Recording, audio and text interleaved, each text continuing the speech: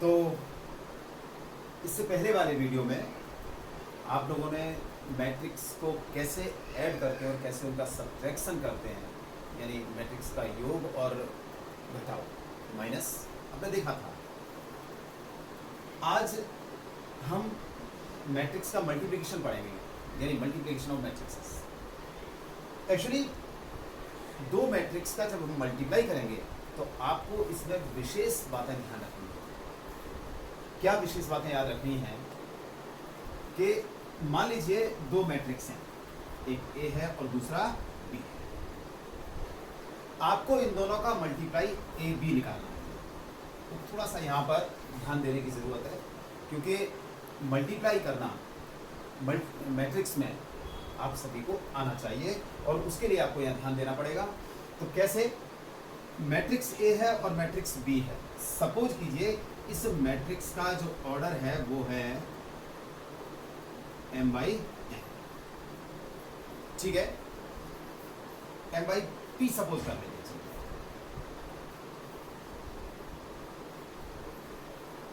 और matrix B p by n करता है, ठीक है।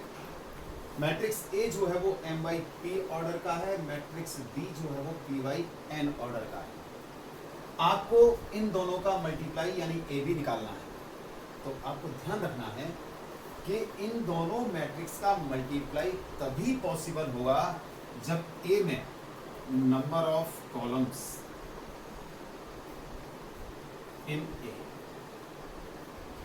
Is equal to number of rows in matrix B. जब ए में कॉलम की संख्या और बी में रोज की संख्या के इक्वल होगा तभी हम दो मैट्रिक्स यानी ए और बी का मल्टीप्लाई कर सकते हैं, अदरवाइज किसी भी स्थिति में हम मल्टीप्लाई नहीं कर सकते। ये ध्यान रखना है आपको। जैसे आप मल्टीप्लाई करोगे, मल्टीप्लाई आपको निकालना पड़ेगा, उस समय आपको ध्यान रखना है कि number of columns in A में कॉलम्स की संख्या, number of rows in B, B में रोज की संख्या यानी पंक्तियों की संख्या अगर इक्वल होगी तभी इनका मल्टीप्लाई पॉसिबल है। तो देखिए अब ये m बाई पी ऑर्डर का है, ये p बाई n ऑर्डर का है। तो आप यहाँ देखिए कि इसके कॉलम्स और इसकी रो, इसके कॉलम्स और इसकी रो दोनों कैसी हैं? इक्वल हैं। दोनों इक्वल हैं तो इनका मल्टीप्लाई पॉसिबल है। और जो मल्टीप्लाई निकल करके मतलब ए बी निकल करके आएगा वो इस ऑर्डर का होगा, यानी ए की तो रो होती है और बी के कॉलम्स होते हैं। तो ए बी जो निकल करके आएगा वो आपका m बाई n ऑर्डर का होगा। ध्यान रखिए, बहुत अच्छी चीज है ये कि अगर matrix A m by p order का है, b जो मैट्रिक्स है वो p बाई n ऑर्डर का है, तो इनका जो मल्टीप्लाई निकल करके आएगा वो m बाई n ऑर्डर का होगा। तो यानी ए में रोज और बी में कॉलम्स, आप देख सकते हैं ये रो और ये क्या है, ठीक है। कई बार क्या होता है कि हम ए बी निकाल लेते हैं, ए बी मल्टीप्लाई कर लेते हैं, इसका मतलब है कि ए बी परिभाषित है यानी डिफाइन हो। लेकिन ये कोई जरूरी नहीं है कि ए बी डिफाइन हो तो बी ए भी डिफाइन हो, यानी बी का ए से मल्टीप्लाई भी डिफाइन हो। क्यों? क्योंकि जब हम ए बी निकालते हैं तो हमें देखना होता है कि number of columns in A is equal to number of rows in B. A में कॉलम्स की संख्या बी में पंक्तियों की संख्या के इक्वल हो। जब हम बी ए निकालेंगे तो सेम यही प्रोसेस हमें बी ए के लिए लागू करना होगा, यानी जो बी है उसके कॉलम्स और ए की रो के इक्वल होना चाहिए, तभी बी ए डिफाइन होगा, अदरवाइज डिफाइन नहीं होगा। तो ये कोई आवश्यक नहीं होता है कि ए बी डिफाइन हो तो बी ए भी डिफाइन हो। लेकिन हाँ, अगर वर्ग मैट्रिक्स है, ए और बी दोनों समान कोटि के वर्ग मैट्रिक्स है, समान ऑर्डर के वर्ग मैट्रिक्स है, तो ए बी परिभाषित है और बी ए भी परिभाषित है। लेकिन ए बी की और बी ए की वैल्यू इक्वल आए ये कोई जरूरी नहीं है, यानी ये क्रम विनिमय गुणधर्म का पालन नहीं करता, यानी कम्यूटेटिव प्रॉपर्टी इसमें फॉलो नहीं होती है। दूसरी बात है जो महत्वपूर्ण है कि अगर मान लीजिए ए और बी समान कोटि के विकर्ण मैट्रिक्स हैं, समान कोटि के विकर्ण मैट्रिक्स हो। विकर्ण मैट्रिक्स कैसे होते हैं? जैसे 3 0 0 5, है ना, और B इज इक्वल टू समान कोटि का होना चाहिए 2 0 0 7। अगर A और B समान कोटि के विकर्ण मैट्रिक्स हैं तो विकर्ण इनका जब गुणनफल ज्ञात करेंगे, आगे गुणनफल ज्ञात करेंगे, कैसे ज्ञात करते हैं ये मैं आपको बताऊंगा अभी अपन सीखेंगे। तो उस कंडीशन में ए बी और बी ए इक्वल होते हैं, अदरवाइज और किसी कंडीशन में ये इक्वल नहीं होते। ठीक है, समझ में आया ना कि ए और बी जब विकर्ण मैट्रिक्स होंगे तो उनका प्रोडक्ट ए बी और बी ए दोनों इक्वल आएगा, अदरवाइज इक्वल नहीं आएगा। तीसरी चीज ये है कि ये एसोसिएटिव प्रॉपर्टी फॉलो करती है। एसोसिएटिव प्रॉपर्टी में क्या है? A B into C is equal, अगर 3 मैट्रिक्स हैं और तीनों का गुणन, देखिए 3 मैट्रिक्स हैं तो ए बी सी निकालने के लिए जरूरी है कि इन तीनों का गुणनफल परिभाषित हो, और परिभाषित देखने के लिए अपन को वही देखना है पहले वाले मैट्रिक्स के कॉलम और दूसरे वाले मैट्रिक्स के रो। तो ए बी सी ये एसोसिएटिव प्रॉपर्टी कहलाती है, यानी साहचर्य नियम कहलाता है।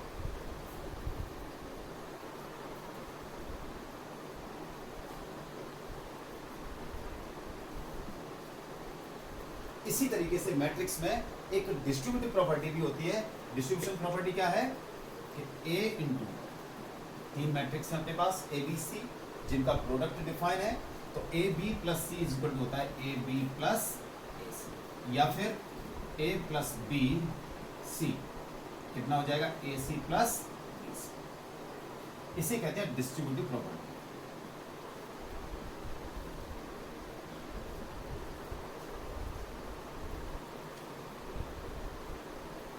ठीक है, एक ये बात हो गई, तो एसोसिएटिव प्रॉपर्टी हो गई, डिस्ट्रीब्यूटिव प्रॉपर्टी हो गई। इसके बाद एक चीज और आती है जो थ्योरी में अभी अपन थोड़ी देर बाद पढ़ेंगे। मैं समझता हूं कि अब पहले 1-2 क्वेश्चन देख लिए जाएं जिनमें मल्टीप्लाई पॉसिबल है, जिनका अपन मल्टीप्लाई याद करेंगे। ऐसे क्वेश्चन देख लेते हैं। तो एक क्वेश्चन है a is equal to 2 3 4 2, b is equal to 1 minus 2 3 5। हमें a b और b a दोनों ही निकालना है।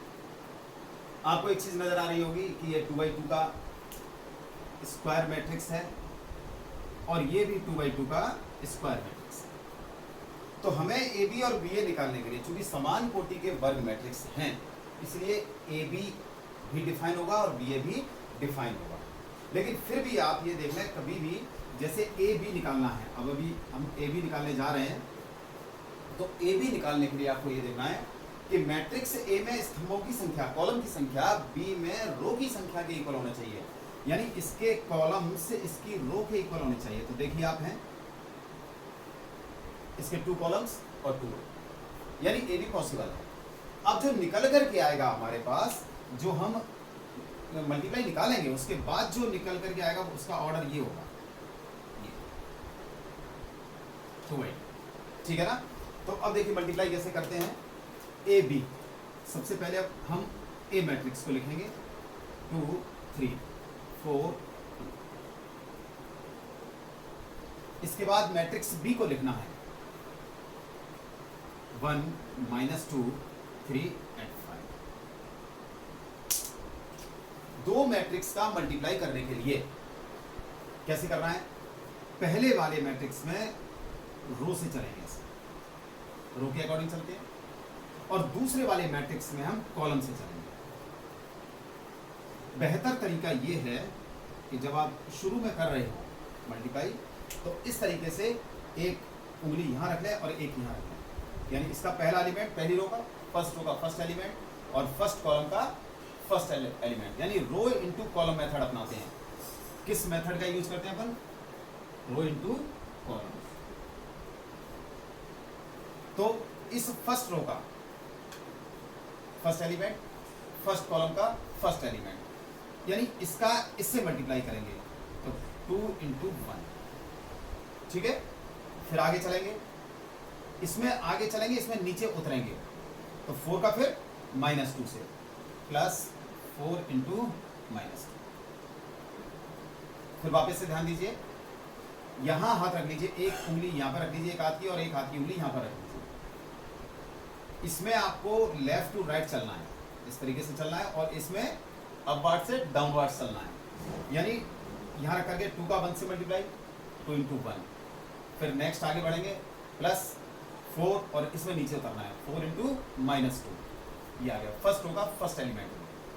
इसके बाद फर्स्ट रो का सेकंड कॉलम से करेंगे, इससे करेंगे तो वैसे ही उंगली रखेंगे 2 का 3 से और 4 का 5 से, यानी 2 का 3 से, फिर एक कदम आगे एक कदम नीचे उतरे 4 का 5 से, तो कितना आ जाएगा 2 इंटू 3 प्लस 4 इंटू 5। अब सेकंड रो का फर्स्ट कॉलम से करेंगे, 3 का 1 से, फिर आगे नीचे 2 का -2 से, 3 into 1 plus 2 into -, first row का फर्स्ट कॉलम से। अब फर्स्ट रो का सेकंड कॉलम से 3 इंटू, सेम वही 3 इंटू 3 प्लस आगे बढ़ेंगे नीचे उतरेंगे 2 इंटू 5। इसको सिंपल कर लीजिए, 2 इंटू 1 2 -8, 3 इंटू -4, 3 1 जा 3, और 2 into -2 -4, 2 into 3 6 plus 20, 3 into 3 9 plus 10, कितना आ गया 2 -8 -6, 3 -4 -1, 26, और ये 9। ये हमारा ए बी है, ठीक है। इसी तरीके से अब हम इससे इसी प्रोसेस से बी ए निकालेंगे। तो देखिए बी ए निकालने के लिए पहले बी को लिखेंगे 1 -2 3 5, इसके बाद लिखेंगे ए को 2 3 4 2। सेम वही रो इंटू कॉलम मेथड, यानी पहले रो फिर उसके बाद कॉलम, कितना आ जाएगा देखिए, वैसे ही हाथ रख लें, मतलब उंगली रख लें फर्स्ट रो पर और फर्स्ट कॉलम पर, तो 1 का 2 से, फिर आगे बढ़ेंगे नीचे उतरेंगे 3 का 3 से, तो 1 इंटू 2 प्लस 3 इंटू 3।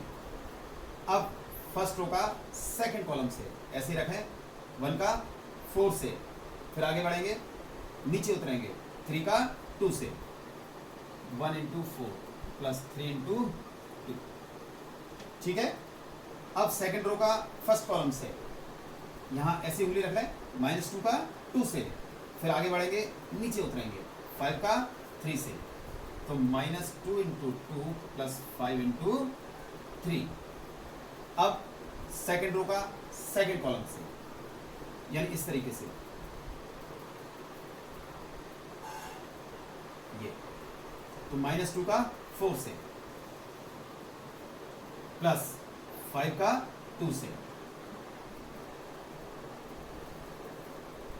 सॉल्व करिए 2 3 into 3 plus 9 4 3 plus 6 -4 plus 15 -8 plus 10, कितना आ गया 11 11 10 2। ये बी ए है, ये आपका ए बी आया था, ये आपका बी ए है। आप देख सकते हैं कि ए बी की वैल्यू और बी ए की वैल्यू, यानी मैट्रिक्स ए बी और मैट्रिक्स बी ए दोनों डिफरेंट हैं, इक्वल नहीं है। इसलिए हमारा ये भी एक रिजल्ट निकलता है कि A B is not equal to B A. हमने पढ़ा था ना कि क्रम विनिमय गुणधर्म यानी कम्यूटेटिव प्रॉपर्टी जो है वो फॉलो नहीं करता। तो मैं समझता हूँ कि ये मैट्रिक्स समझ में आ गया होगा कि दो मैट्रिक्स का मल्टीप्लाई कैसे करते हैं। आइए और आगे क्वेश्चन देखते हैं। एक और क्वेश्चन है कि if f x is equal to cos x minus sign x 0 sin x cos x 0 0 0 1 then show that f A into F B is equal to F A plus B. यानी हमारे पास f x ये value दे रखी है, हमें ये show करना है कि F A into F B की value f A plus B के इक्वल होगी। ये फंक्शन है। तो देखिए क्या गिवन है सॉल्यूशन। ये राजस्थान बोर्ड 2012 में पूछा गया है एग्जाम में, तो बड़ा इंपॉर्टेंट क्वेश्चन है। क्या गिवन है, F x is equal to, वापिस से लिख देता हूँ मैं, cos X sine X zero minus sine x cos X zero zero zero one. सबसे पहले आपको जो प्रूफ करना है, जो शो करना है, F A into F B is equal to F A plus B proof करना है। तो आप एफ ए एफ बी और एफ ए प्लस बी की वैल्यू निकाल लीजिए। सबसे पहले तो देखिए कैसे निकालेंगे। सबसे पहले हम एफ ए की वैल्यू निकालते हैं। एफ ए की वैल्यू निकालने के लिए ये आपके पास एफ एक्स दे रखा है। एफ ए की वैल्यू निकालने के लिए हम एक्स को ए से रिप्लेस करेंगे, एफ ए की वैल्यू आ जाएगी। तो देयरफॉर एफ ए कितना आ जाएगा, x की जगह a cos a minus sine a zero sine a cos a zero zero zero one. इसके बाद एफ बी की वैल्यू निकालेंगे, यही लिख देता हूं मैं एफ बी की। सेम प्रोसेस वही है कि x को b से रिप्लेस करेंगे। तो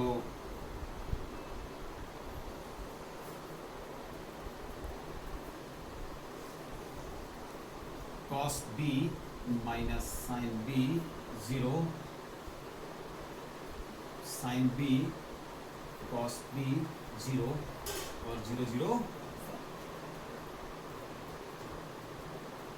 हम ये भी निकाल लेते हैं कि एफ ए प्लस बी की वैल्यू कितनी है। सेम इसी तरीके से एफ ए प्लस बी कितना आ जाएगा, एक्स को ए प्लस बी से रिप्लेस करेंगे इसी में। तो ठीक इसी तरीके से cos A plus B minus sign A plus B जी, फिर यहाँ sign A plus B cos A plus B zero, फिर जीरो जीरो। ये हमने तीनों वैल्यू पहले ही निकाल लिया। इसको हमने इसलिए और निकाल लिया है जिससे कि हमें जब वो रिजल्ट आएगा तो हम आसानी से पता कर लेंगे कि एफ ए प्लस बी की वैल्यू है ये। अब आपको क्या करना है कि LHS या RHS, यानी LHS ले लेते हैं, F A into F B, यानी इन दोनों का मल्टीप्लाई निकालना है। तो दोनों ही स्क्वायर मैट्रिक्स है, 3/3 के हैं, ये भी 3/3 का, ये भी 3/3 का है, तो दोनों का प्रोडक्ट पॉसिबल है। तो अब कैसे निकालेंगे, देखिए पहले प्रोडक्ट निकालते हैं।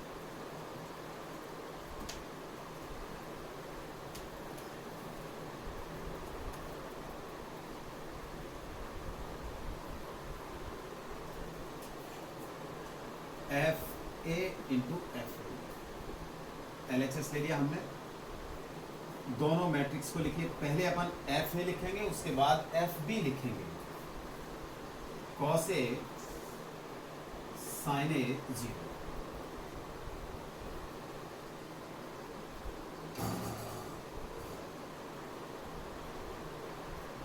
F A. इसके बाद एफ बी लिख देंगे, cos B sine B zero minus sine B cos B zero zero zero one. अब हमें करना है मल्टीप्लाई।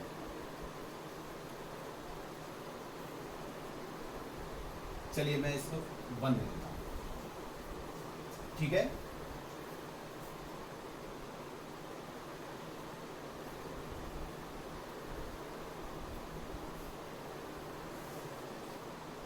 मल्टीप्लाई करेंगे, रो इनटू कॉलम मेथड अपनाना है। फर्स्ट मैट्रिक्स के रो इस तरीके से चलेंगे, left to right, left to right, और सेकंड वाले मैट्रिक्स में अपवर्ड टू डाउनवर्ड चलेंगे, यानी ऊपर से नीचे की ओर चलेंगे। सेम उसी तरीके से जैसे अभी अपन ने डिस्कस किया था कि बिल्कुल इस तरीके से उंगली रख लीजिए पहली रो पर और पहले कॉलम पर। इसमें आगे बढ़ना है आपको, इसमें नीचे उतरना है। तो देखिए यहाँ से कॉस ए का कॉस बी से क्या हो जाएगा multiply, cos A cos B. इसमें आगे, इसमें नीचे, माइनस साइन ए क्योंकि माइनस है, माइनस साइन ए साइन बी। फिर आगे नीचे कितना आ गया, प्लस जीरो, राइट। अब फर्स्ट रो का सेकंड कॉलम से कॉस ए का माइनस साइन बी से, तो minus cos A sine B, minus मतलब आगे बढ़े नीचे पे माइनस साइन ए कॉस बी, फिर आगे नीचे जी प्लस जी। ठीक, अब फर्स्ट रो का थर्ड कॉलम से कॉस ए का 0 से 0, माइनस साइन ए का 0 से 0 और 0 का 1 से जी।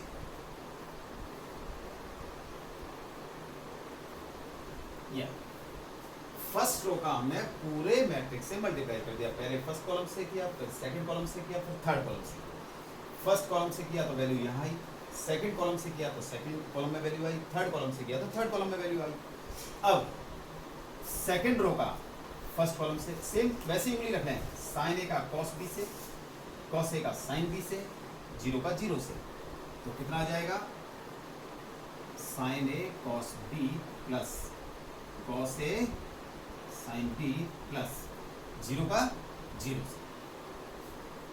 अब फर्स्ट रो का सेकंड कॉलम से साइन ए का माइनस साइन बी से, कॉस ए का कॉस बी से, 0 का 0 से,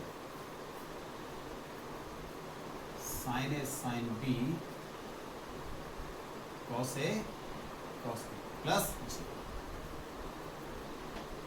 0 0 0, समझ गए ना? 0 का साइन से 0, 0 का कॉस से 0, इसका 0।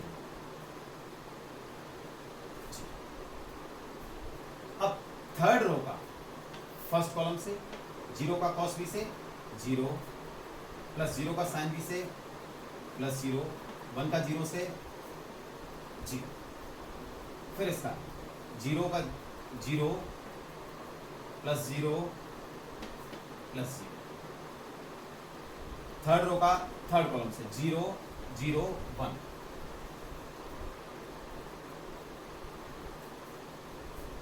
ये कितना आ गया cos A cos B minus sign A sine B. कोई फॉर्मूला बनता है क्या? ये बन गया कॉस ए प्लस बी का फॉर्मूला। अब 0 से तो कोई फर्क पड़ना नहीं है, sign A cos B plus cos A sine B, ये किसका फॉर्मूला बन गया? साइन ए प्लस बी का, और ये तो 0 आई है। इसको देखिए, इसमें से अगर हम माइनस कॉमन ले लेते हैं, चलो ले लेते हैं, अच्छा माइनस कॉमन ले लेंगे तो क्या आ जाएगा? Sign A cos B plus cos A sine B, यानी साइन ए प्लस बी का फॉर्मूला बन जाएगा माइनस साइन ए प्लस बी। ध्यान रखिए माइनस कॉमन लेने के बाद बनेगा, ऐसे ही है, माइनस वाले को बाद में बोलते हैं, पहले cos A cos B minus sign A sign B, cos A plus B का फॉर्मूला। ये 0 ये 0 ये 0 और ये, देखिए जरा फर्स्ट इक्वेशन जो हमने दी थी, cos A plus B sign A plus B 0 minus sign A plus B cos A plus B 0 0 0 1, वो कितना था? एफ ए प्लस बी, और यही हमें प्रूफ करना था। तो इस तरीके से प्रूफ करते हैं, यानी दो चीजें क्लियर हो गई, आपने मल्टीप्लाई भी देख लिया और कैसे प्रूफ करना है ये भी देख लिया। आइए नेक्स्ट क्वेश्चन देखते हैं। एक नेक्स्ट क्वेश्चन है कि if a is equal to this then prove that a square minus 3a plus 9i is equal to this matrix। यहाँ ध्यान दीजिए, I is an identity matrix, I जो है वो आइडेंटिटी मैट्रिक्स है, और ये उसी ऑर्डर का होता है जिस ऑर्डर का यहाँ मैट्रिक्स दिया हुआ होता है।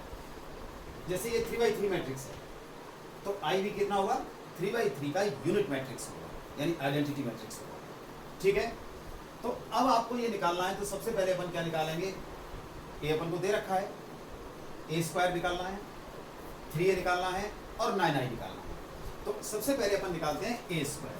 कैसे निकालना है देखिए भाई, ए स्क्वायर यानी ए इंटू ए, ए स्क्वायर मतलब ए इंटू ए। अब ए को यहां दो बार लिख दीजिए, 1 2 -3 -2 3 1 3 -1 2। सेम इसी तरीके से वापस से इसको लिख दीजिए, 1 -2 3 2 3 माइनस 1 माइनस 3 1 मल्टीप्लाई करना है तो rho into column method. Rho into column method कैसे कि पहले मैट्रिक्स के रो और दूसरे मैट्रिक्स के कॉलम बारी बारी से। तो सबसे पहले देखिए उसी तरीके से हाथ रख लें फर्स्ट रो पर और फर्स्ट कॉलम पर। 1 का 1 से, -2 का 2 से और 3 का -3 से। तो कितना आ जाएगा 1 into 1 plus -2 into 2 plus 3 into -3। 1 का 1 से, फिर -2 का 2 से, फिर 3 का -3 से। अब फर्स्ट होगा सेकंड कॉलम से 1 का -2, फिर आगे नीचे -2 इंटू 3, फिर आगे फिर नीचे 3 का 1 से। तो यहाँ आ जाएगा 1 into -2 plus -2 into 3 plus 3 into 1। अब फर्स्ट होगा थर्ड कॉलम से 1 का 3 से, फिर आगे नीचे -2 का -1 से, फिर आगे 3 का, फिर नीचे 2 से। तो कितना आ जाएगा 1 into 3 plus -2 into -1 plus 3 into. Second row का फर्स्ट कॉलम से सेम वही मेथड है तो कितना आ जाएगा 2 into 1 plus 3 into 2 plus -1 into -3। First row का सेकेंड कॉलम से 2 into -2 plus 3 into 3 plus -1 into 1। Second row का थर्ड कॉलम से 2 into 3 plus 3 into -1 plus -1 into 2। ठीक है 2 into 3 plus 3 into -1 plus -1 into 2।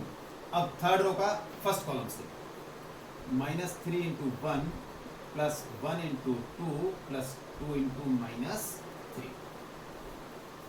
First third row का second column से -3 into -2 plus 1 into 3 plus 2 into 1 into 3 plus 2 into 1।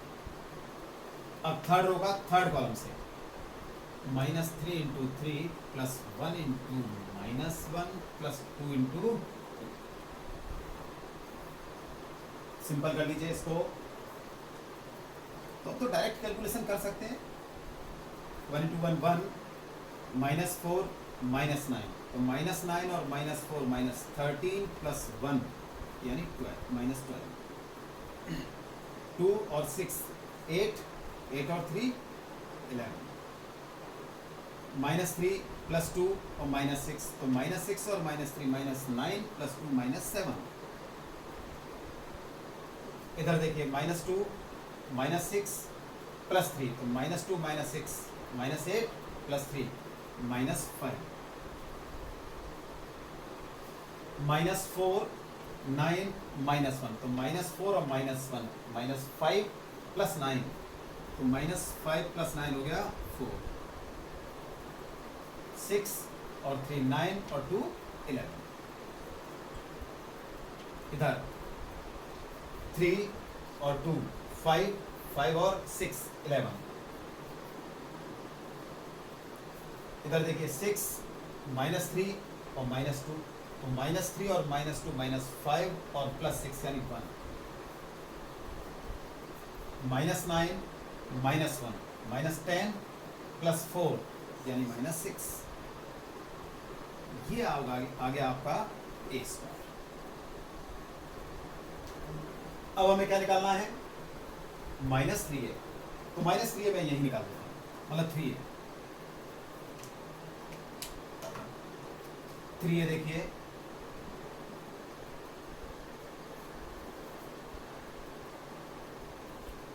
1 2 -3 -2 3 1 3 -1।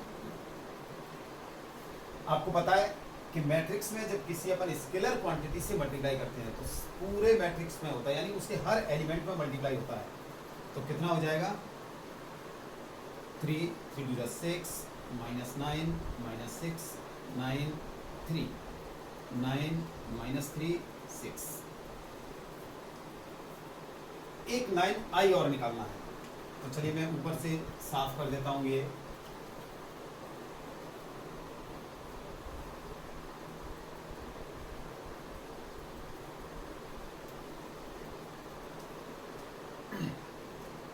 आई। अब चूंकि matrix A जो है वो 3/3 का है, तो 3/3 का यूनिट मैट्रिक्स बनाएंगे अपन। तो 1 0 0 0 1 0 0 0 1, ये आ गया आपका। मल्टीप्लाई करेंगे 9 0 0 0 9 0 0 0 9, हमें ये निकालना है और उसकी वैल्यू 3 बतानी है हमें। तो हम ऐसा करते हैं, इसी की वैल्यू निकालते हैं।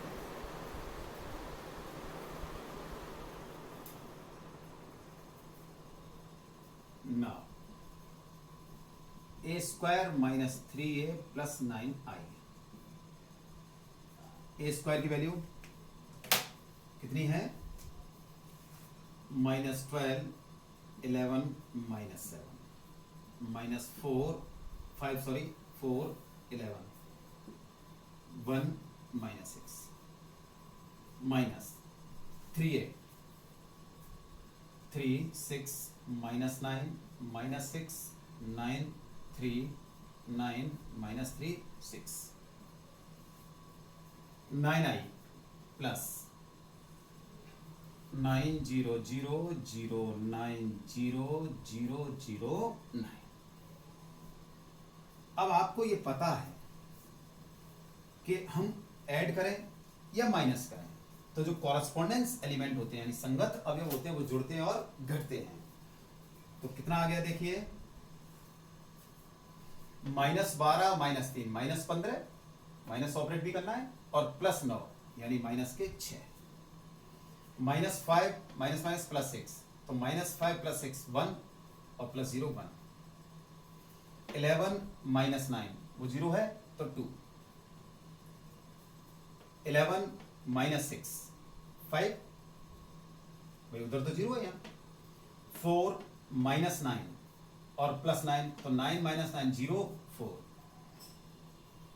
1 प्लस, तो 1 + 3 यानी 4। -7 +9, तो -7 + 9 यानी 2। 11 - 3 8, -6 -12 और +9 -3। देखिए RHS यही है क्या, यानी हेंस प्रूव्ड। तो इस तरीके से क्वेश्चन को प्रूफ करते हैं। तो मैं समझता हूं कि आपको मल्टीप्लाई समझ में आ गया होगा, और इस तरीके से आप मल्टीप्लाई करें। क्वेश्चन प्रूफ करने हैं तो इस तरीके से क्वेश्चन प्रूफ करें। आइए नेक्स्ट क्वेश्चन देखते हैं।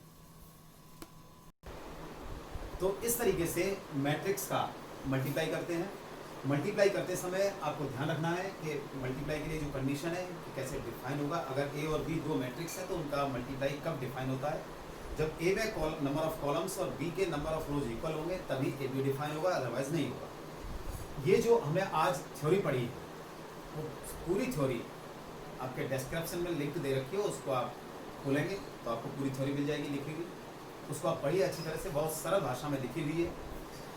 मल्टीप्लाई के क्वेश्चंस बुक के करने की कोशिश करिए। आप पहले इन क्वेश्चंस को दोबारा से करें कॉपी में, और जब आपको नोट करना हो, जब आप नोट करने बैठे हैं तो आप वीडियो को पॉज करें और नोट करें।